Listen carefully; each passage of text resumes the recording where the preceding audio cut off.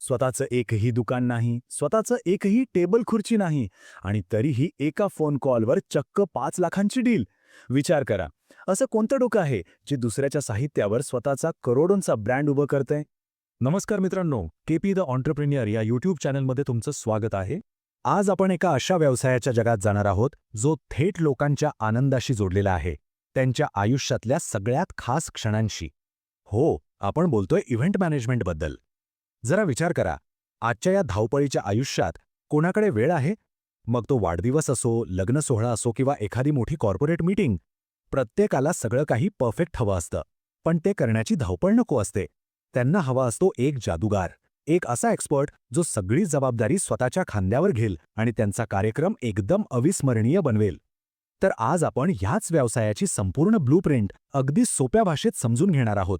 आणि हे सगळं समजून घेण्यासाठी आपल्याकडे एक अगदी स्पष्ट रोडमॅप आहे. आपण 4 महत्त्वाच्या टप्प्यांमधून हा प्रवास करणार आहोत. बघा, पहिल्या भागात आपण पाहू द प्रूफ ऑफ सक्सेस, म्हणजे यशाचा एक ठोस पुरावा, एक खरी गोष्ट जी आपल्याला प्रेरणा देईल.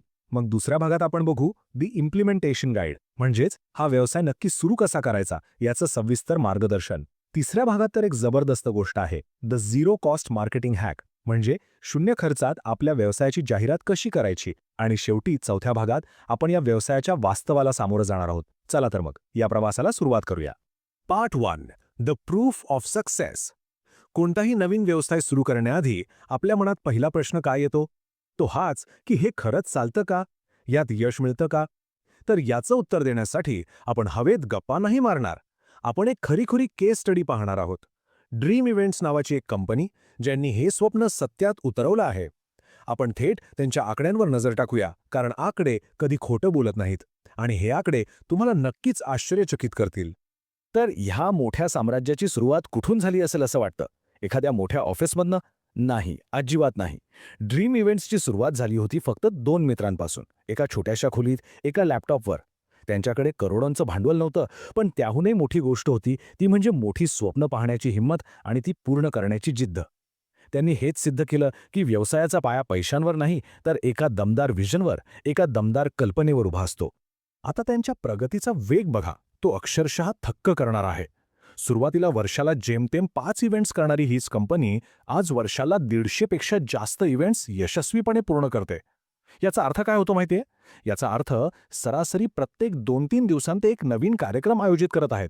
कल्पना करा, या स्तरावर काम करण्यासाठी किती जबरदस्त नियोजन, किती मेहनत आणि बाजारात किती विश्वास निर्माण करावा लागला असेल. हा आकडा त्यांच्या कामाच्या गुणवत्तेची आणि सातत्याची साक्ष देतो. आणि इतक्या प्रचंड कामाचा परिणाम थेट त्यांच्या कमाईवर दिसतो. आज या कंपनीचा वार्षिक टर्नओव्हर 3 कोटी रुपयांपेक्षा जास्त आहे. आता टर्नओव्हर म्हणजे काय? तर त्यांनी वर्षभरात हाताळलेल्या एकूण व्यवसायाचं मूल्य. ज्या व्यवसायाची सुरुवात एका लॅपटॉपवरून झाली होती, तो आज करोडोंची उलाढाल करतोय. हा आकडा आपल्याला हे दाखवतो की या मार्केटमध्ये किती मोठी संधी लपलेली आहे. योग्य सिस्टीम आणि योग्य मेहनतीने काम केलं तर किती मोठी झेप घेता येते. पण सगळ्यात आश्चर्यकारक आकडा तर हा आहे, गेल्या फक्त 4 वर्षांमध्ये त्यांनी तब्बल 180% वाढ नोंदवली आहे. ही काही सामान्य वाढ नाहीये. हे म्हणजे जणू रॉकेटच्या वेगाने घेतलेलं उड्डाण आहे. यावरून 2 गोष्टी स्पष्ट होतात. एक म्हणजे बाजारात इव्हेंट मॅनेजमेंटची मागणी प्रचंड आहे आणि दुसरं म्हणजे यांची स्ट्रॅटेजी अगदी अचूक आहे. पण त्यांनी हे सगळं केलं कसं? त्यांच्या या यशामागचं नेमकं रहस्य काय आहे? चला तेच पाहूया. त्यांच्या यशाचं सगळ्यात मोठं रहस्य या एका वाक्यात दडलंय. त्यांनी फक्त खुर्च्या, टेबल, डेकोरेशन किंवा जेवण पुरवण्यावर लक्ष दिलं नाही, त्यांनी लक्ष केंद्रित केलं थीमवर, एका अनुभवावर. त्यांनी हे ओळखलं की लोक फक्त वस्तू खरेदी करत नाहीत, ते एक अविस्मरणीय अनुभव खरेदी करतात. उदाहरणार्थ, वाढदिवसाची पार्टी म्हणजे फक्त फुगे आणि केक नाही, तर ती एक सुपर हिरो ॲडव्हेंचर असू शकते किंवा एक प्रिन्सेस फेरीटेल असू शकते. हाच या व्यवसायाचा आत्मा आहे. लक्षात ठेवा, तुम्ही सामान नाही विकत आहात, तुम्ही एक अनुभव विकत आहात.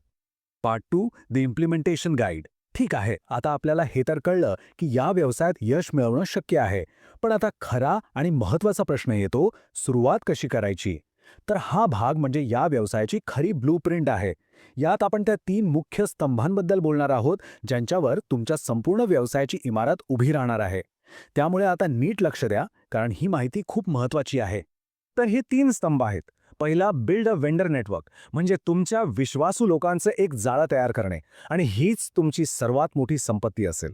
दुसरा, मास्टर द फायनान्शियल्स, म्हणजे बजेट आणि नफ्याचं गणित अचूकपणे समजून घेणं.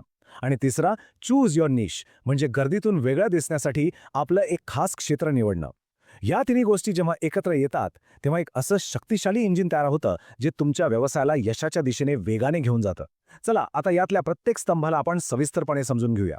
या व्यवसायातली सगळ्यात भारी गोष्ट म्हणजे इथे तुम्हाला स्वतःचं काहीही खरेदी करायची गरज नाही.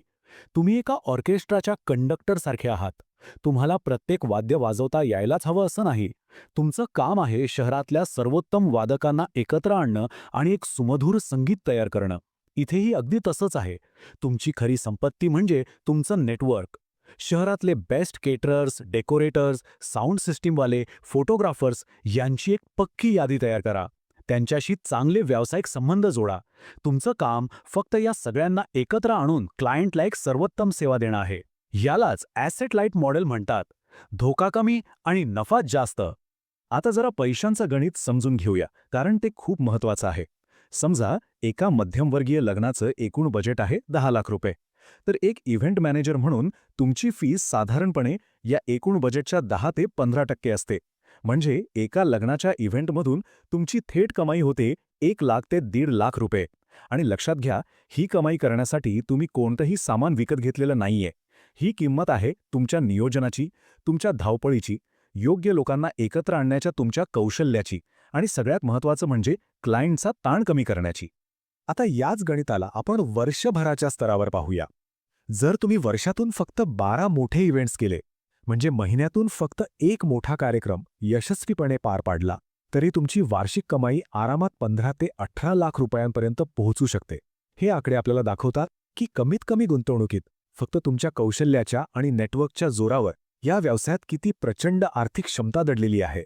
सुरुवातीला अनेक जण एक मोठी चूक करतात. ते प्रत्येक प्रकारचं इव्हेंट घेण्याचा प्रयत्न करतात. वाढदिवस, लग्न, कॉर्पोरेट मीटिंग, सगळं काही. याला म्हणतात जनरलिस्ट दृष्टिकोन. पण त्याऐवजी स्पेशालिस्ट बना. आपलं एक क्षेत्र निवडा.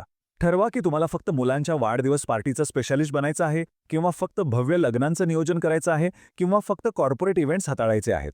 असं केल्याने काय होतं, तर त्या क्षेत्रात तुमची ओळख निर्माण होते, मास्टरी येते आणि योग्य ग्राहक तुम्हाला शोधत येतात. जसं आपण डोळ्यांच्या समस्येसाठी डोळ्यांच्याच डॉक्टरकडे जातो, तसंच लोक लग्नाचे स्पेशालिस्ट म्हणून तुमच्याकडे येतील. Part 3, the zero cost marketing hack. चला, व्यवसाय उभा राहिला, काम कसं करायचं हे पण कळलं. पण आता ग्राहक कुठून आणायचे? महागड्या जाहिरातींवर पैसे खर्च करण्याऐवजी आपण एका अत्यंत प्रभावी आणि शून्य खर्चाच्या मार्केटिंग तंत्राबद्दल बोलणार आहोत. ही एक अशी आयडिया आहे जी इतकी सोपी आहे की तुम्हाला आश्चर्य वाटेल आणि इतकी प्रभावी आहे की ती तुमच्या प्रत्येक इव्हेंटला एका चालत्या बोलत्या मार्केटिंग मशीनमध्ये बदलेल. याला म्हणूया the guest experience QR hack. कल्पना करा, तुम्ही आयोजित केलेल्या कार्यक्रमात प्रत्येक टेबलवर एक छोटा आकर्षक स्टँडी ठेवला आहे.